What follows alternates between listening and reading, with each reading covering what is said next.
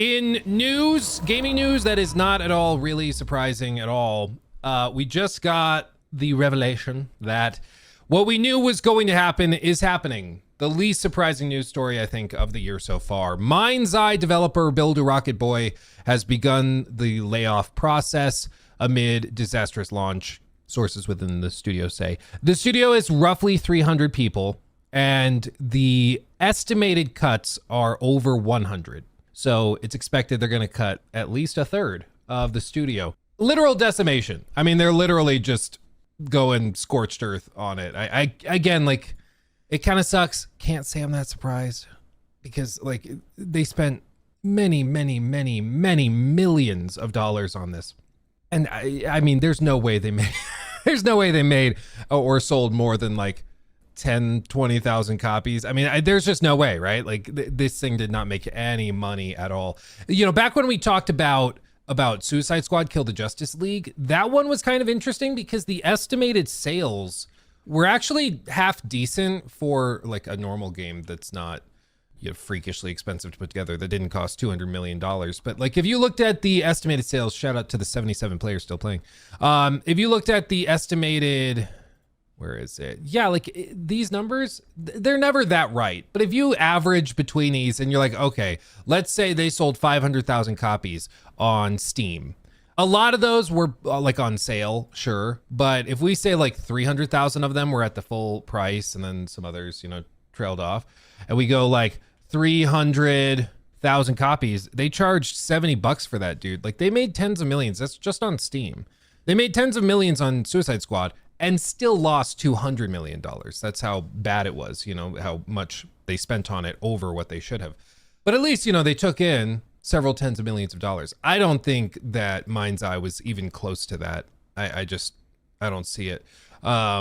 Yeah, on Steam, which does not paint the whole picture of their current popularity, for sure. The game hit a peak concurrent player count of 3,300, but had a 24-hour peak of just 130. At the time of this article's publication, 52 people were playing on Steam.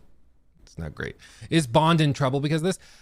Probably not. The thing you just have to understand, it was not clear at that IO showcase thing, for various reasons. But what IO is IO Interactive is the parent company, okay? They then have like IO Studios or whatever they call them down here. These are the guys that make Hitman, and these guys make the 007 game. IOI also opened up a publishing arm, Publish. And this arm is what did the deal to publish MindsEye. So just because this did bad and made us sad does not mean that this, therefore, is going to be like majorly affected. It probably affects how they market it. It probably affects overall like marketing spend and stuff like that for the parent company. But I don't think it's like, oh no, this did bad, therefore they're going to cancel 007. Like, no, it's separated enough. Let's see, in an email to staff reviewed by IGN, co-CEO Mark Gerhard insisted the studio remain committed to MindsEye, but pointed to a shift from an intense development and launch phase to a sustainable post-launch support phase.